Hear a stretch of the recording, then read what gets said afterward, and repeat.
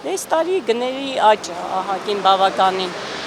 բավականին աճել է գները, շատ է աճել։ Երևի ապրանքը քիչ է ավելի շուտ, բողոքում են էլի, կարկուտն էլ է խնդիր, օրինակ Աշտարակի ռայոնում կարկուտ եկավ շատ, բերքը կարկտահարվեց, հետո ահագին ռայոններում ծիրան չեղավ, փոշոտում չկատարվեց, ծիրանը շատ բարձր գներով ենք վերցնում, շատ է բարձր ծիրանի գները, գիլասը բարձր գներ ունի, շուկայում բացի մեզանից ուրիշ վերավաճառողներ կան,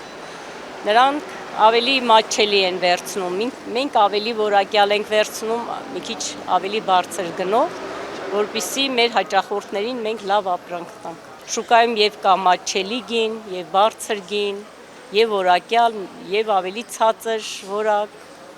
Այդպես է։ Մարդիկ ման են գալիս, մտնում են շուկա, ման են գալիս եւ վերցնում են։ Բոլորը չեն կարողանում իրացնել։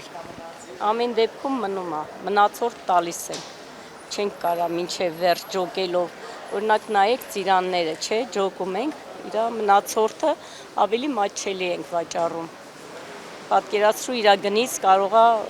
ավելի ցածր գնով վաճառենք, որ վերջացնենք։ Եսիմ լսում ենք, որ արտահանում են, չեն արտահանում, գնումա հետ է գալիս, օրինակ մի քանի անգամ տեսել ենք, որ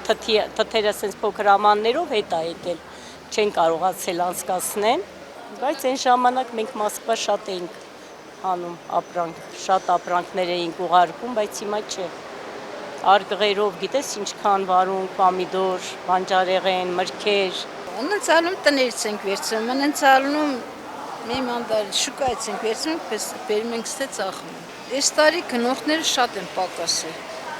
Մի թե սեզոնա դուրս են եկել, ինչա պակաս է այս տարի գները։ Գնողները այս տարի շատ պակասել։ Ուրիշ տարի ավելի շատ էր, քան այս տարի։ Դե բնական է, որ արտահանեն լավ կլինի, ստե իրանց է ձեռքը դա, իրանք էլ մեղք են տանջում են, եկամուտ չեն ստանում, իրանց էլ չես կարող մեղադրես։ Բերքերը, կարկուտը ինչքան բերքեր է տանը, վնասում է ժողովրդին։